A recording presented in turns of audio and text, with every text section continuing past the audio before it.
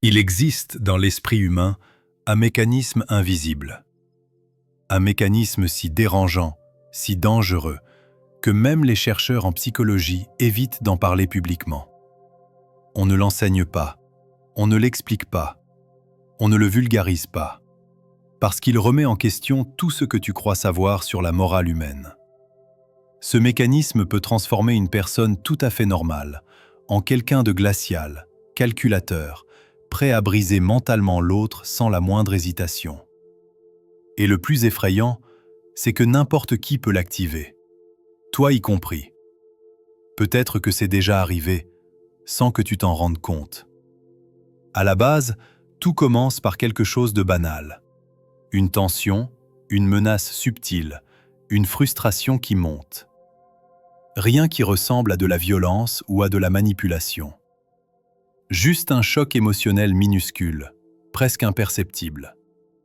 Et pourtant, ce simple choc suffit parfois à déclencher un phénomène que les spécialistes appellent en secret la désactivation de l'empathie. Le cerveau, dans certaines situations, arrête littéralement de ressentir. Il ne cherche plus à comprendre l'autre. Il ne cherche plus à éviter la douleur, la culpabilité ou la honte. Il coupe tout ce qui ralentit la prise de décision et passe en mode stratégie froide. Ce n'est pas un choix. Ce n'est pas une décision. C'est un réflexe de survie primitif, un héritage d'une époque où dominer mentalement l'autre pouvait sauver une vie. Le cerveau commence alors à scanner. Il observe les failles, les hésitations, les micro-réactions. Il identifie ce qui fait peur, ce qui fait trembler, ce qui met l'autre en position de faiblesse. Et il le fait sans que tu t'en rendes compte. Tu ne changes pas de ton. Tu ne changes pas ton expression. Tu ne deviens pas agressif. Mais quelque chose en toi devient différent.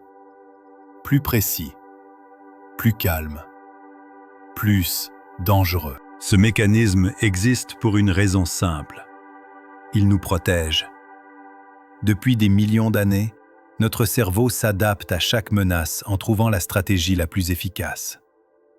Et parfois, la stratégie la plus efficace, c'est de couper toute forme d'empathie. Mais dans la vie moderne, ce mécanisme dérape. Il s'active dans des situations où il ne devrait pas. Un conflit amoureux, une trahison, une humiliation, une rivalité, une blessure émotionnelle. Et c'est là que tout bascule. Parce que le cerveau ne cherche plus à communiquer, il cherche à gagner. Le silence de l'autre devient une ouverture. Sa peur devient une information. Sa confusion devient une opportunité. Sa vulnérabilité devient un terrain d'attaque. Tu ne cherches pas à faire du mal, tu cherches simplement à reprendre le contrôle.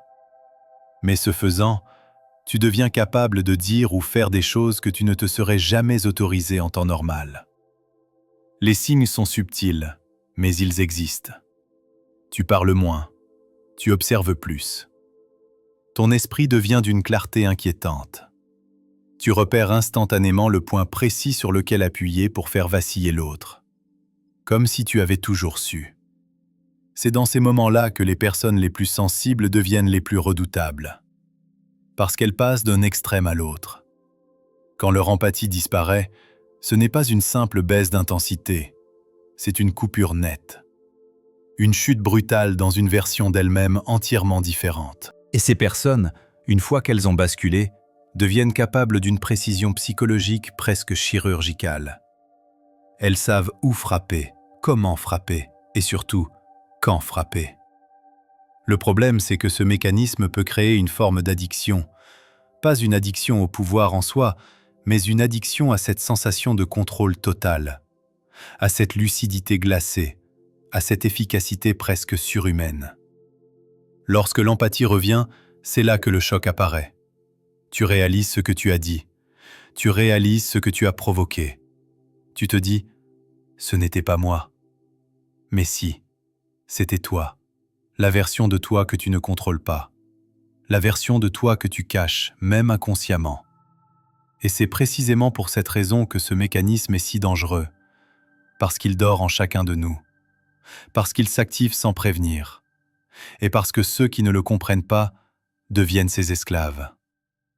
Il existe pourtant un signe, un seul, un signal que ton cerveau envoie juste avant de basculer, un calme étrange, presque anesthésiant, un silence intérieur, une absence d'émotion, une impression que ton regard se fixe et que ton esprit se vide.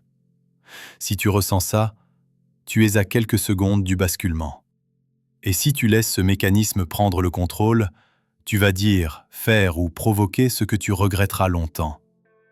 La seule véritable défense, c'est la conscience. Reconnaître que ce mode existe. Reconnaître quand il s'active. Reconnaître que le cerveau est prêt à franchir une ligne. Sans cette conscience, tu peux devenir la version la plus sombre de toi-même sans jamais comprendre pourquoi. Et maintenant que tu sais, tu ne pourras plus dire que tu ignorais. Si tu veux découvrir d'autres mécanismes invisibles, d'autres comportements interdits, d'autres vérités sombres sur l'esprit humain, abonne-toi. Parce que ce que tu ne comprends pas te contrôle. Et ce que tu comprends ne te contrôlera plus jamais.